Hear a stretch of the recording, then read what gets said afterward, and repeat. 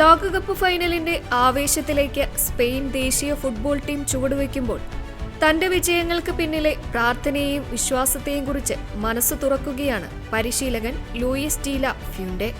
ഫ്രാൻസിനെതിരായ നിർണായക semi final മത്സരത്തിന് മുന്നോടിയായി മാധ്യമങ്ങളോട് സംസാരിക്കുകയായിരുന്നു അദ്ദേഹം.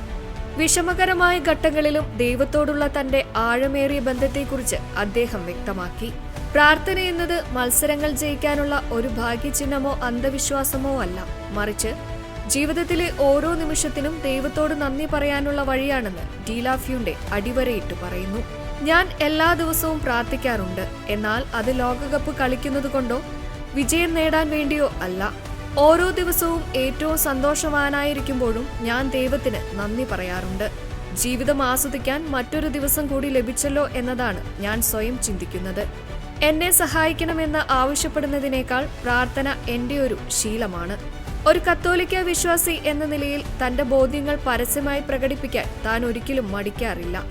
മത്സരങ്ങൾക്ക് മുമ്പ് താൻ കുരിശടയാളം വരയ്ക്കുന്നത് വെറുമൊരു അന്ധവിശ്വാസമല്ലെന്നും മറിച്ച് തന്റെ ഉള്ളിലെ സ്വാഭാവികമായ വിശ്വാസ പ്രകടനമാണെന്നും അദ്ദേഹം വ്യക്തമാക്കുന്നു.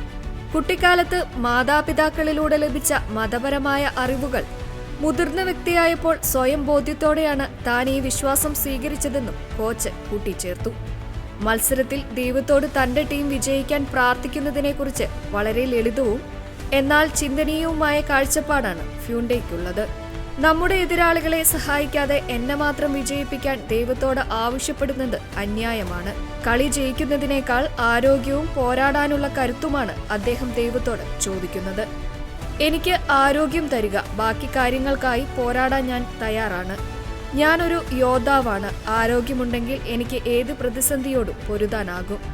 സെവില്ലയിൽ എൽ കാച്ചറോ ക്രൂശിത രൂപത്തോടും തന്റെ ജന്മനാടായ ഹാരോയിലെ അവർ ലേഡി ഓഫ് ദി വേഗയോടും തനിക്കുള്ള പ്രത്യേക ഭക്തിയെക്കുറിച്ചും ഡീല ഫ്യൂണ്ടെ മാധ്യമങ്ങളോട് പങ്കുവച്ചു.